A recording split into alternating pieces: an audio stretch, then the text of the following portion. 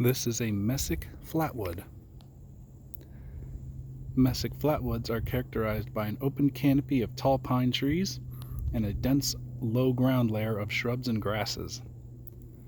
The soil composition is acidic, nutrient-poor fine-grained sands with upper layers stained by organic matter.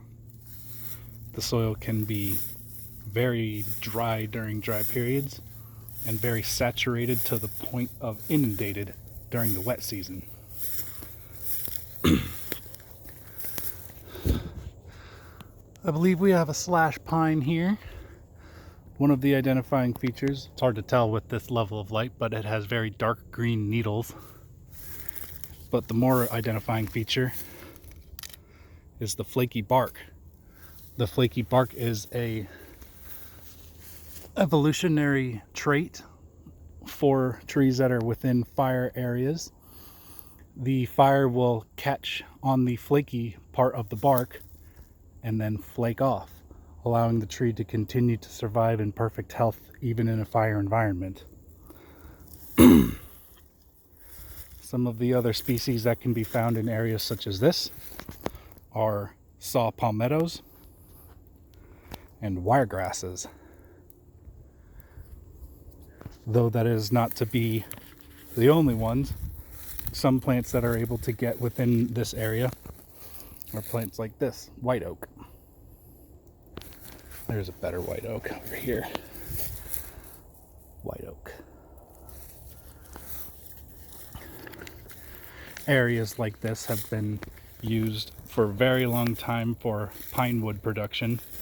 Pine woods have a tendency to grow very quickly, and once an area is cleared within 20 years, you will have a batch of trees that are the exact same diameter and height, ready to be harvested again.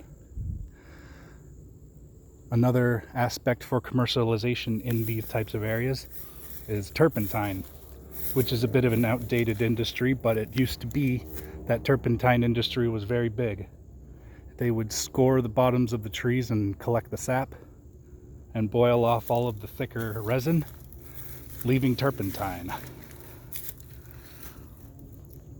Areas such as these tend to burn at an average of 3.2 years with a maximum of 10 years for burning.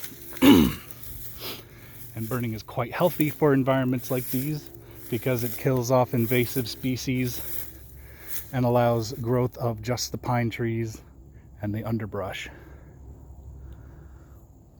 Unfortunately, due to human interaction, areas like these tend to be snuffed out before they have the opportunity to burn. So there's a lot of areas like this in Florida that are a tinderbox ready to burst in a fire that would be completely uncontrollable.